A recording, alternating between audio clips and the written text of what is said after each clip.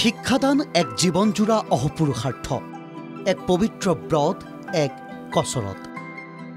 আমি সেইসকল শিক্ষকৰ পৰা শিকিব লাগে যিসকল শিক্ষকে শিক্ষকতাক এক পবিত্ৰ ব্ৰত হিচাপে জীৱনত গ্ৰহণ কৰিছে, এক সমাজৰ জ্ঞানৰ আলোকেৰে আলোকিত কৰাৰ ব্ৰত হিচাপে গ্ৰহণ কৰিছে। 5 ছেপ্টেম্বৰৰ শিক্ষক দিৱসত আমি সকলো শিক্ষকক শ্ৰদ্ধা জনাবলৈ সমবেত নহওঁ।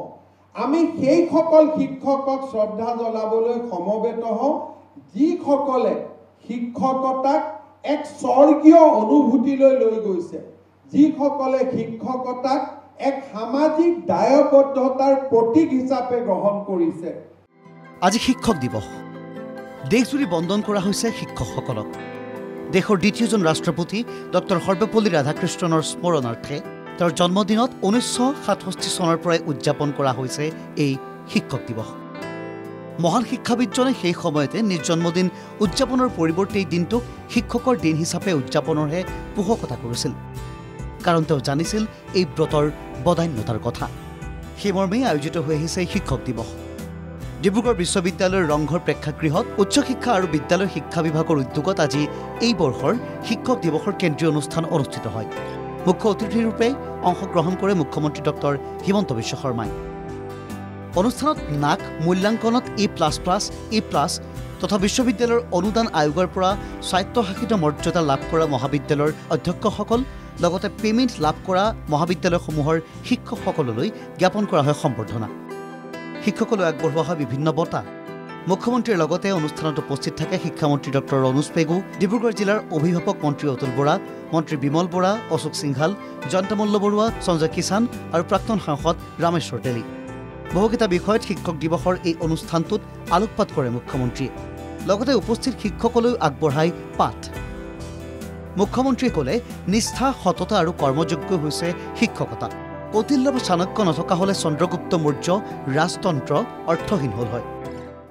যদি কৌটিল্য আৰু চাণক্যই নিজে ৰজা হোৱাৰ কল্পনা কৰিলেহেঁতেন, চন্দ্ৰগুপ্ত মৌৰ্যৰ কেতিয়াও সৃষ্টি হ'ব নোৱাৰিলেহেঁতেন।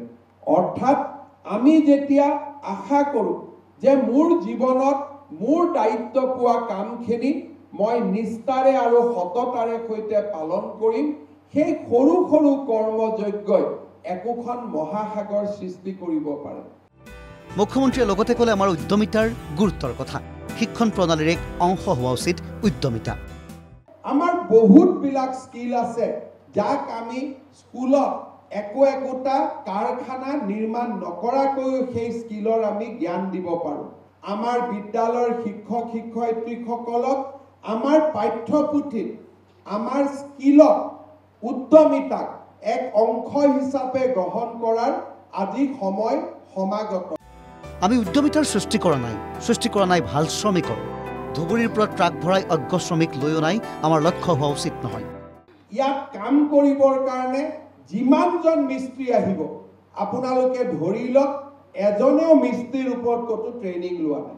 এখন টাইলছৰ ওপৰত এখন টাইলছ জাপি দিব, এখন মাৰ্বলৰ ওপৰত আন এখন মাৰ্বল জাপি দিব, আৰু 5 বছৰ পিছত যিমানেই ধুনীয়া বিল্ডিং নপতাও কিয় ওপৰৰ পৰা বৰষুণ পৰিবই। আমাৰ ইয়াত যিসকল আমি শ্ৰমিকক লৈ আহোঁ, আমি আমাৰ ট্ৰাকখন লৈ ধুবুৰী বৰপেটাত ৰখাই দিম, যাকে পাওঁ তাকে আমি লৈ আহিম। আমি উদ্যমিতাৰ সৃষ্টি কৰা নাই, আমি ভাল শ্ৰমিকৰ সৃষ্টি কৰা নাই। একেদৰে মুখ্যমন্ত্ৰীয়ে ক'লে, জীৱনৰ গতিতকৈ আজিৰ তাৰিখত আগবাঢ়ি গৈছে সমাজ। সেয়ে আমি সমাজৰ সৈতে খোজ মিলাই আগবাঢ়ি যাব লাগিব। আমাৰ জীৱনৰ যিটো গতি, তাতকৈ সমাজ আৰু বেছি তীব্ৰ গতিত আগবাঢ়িছে। সেইবাবে মই ভাবোঁ যে উদ্যমিতা আৰু মূল পাঠ্যক্ৰমৰ মাজত সমন্বয়, ই আমাৰ ভৱিষ্যতৰ কাৰণে এচাম সুন্দৰ ছাত্ৰ ছাত্ৰীক জন্ম দিব পাৰে। শিক্ষক দিৱসৰ কেন্দ্ৰীয় কাৰ্যসূচীত মন্তব্য ৰাখিলে শিক্ষামন্ত্ৰী ৰণোজ পেগুৱেও।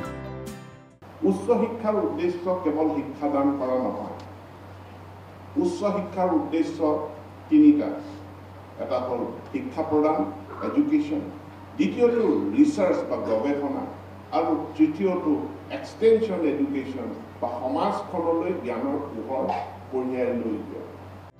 এনেদৰে মুখ্যমন্ত্ৰীৰ পাঠশালাৰ কিছু কথা আৰু আড়ম্বৰপূৰ্ণ আয়োজনেৰে সমাপন হ'ল শিক্ষক দিৱসৰ কেন্দ্ৰীয় কাৰ্যসূচী। আপ্লুত হ'ল উপস্থিত শিক্ষক সমাজ। ডিব্ৰুগড় বিশ্ববিদ্যালয়ৰ পৰা কেমেৰাত বলিনৰ সহযোগত সঞ্জীৱ বৰাৰ ৰিপৰ্ট NKTV+।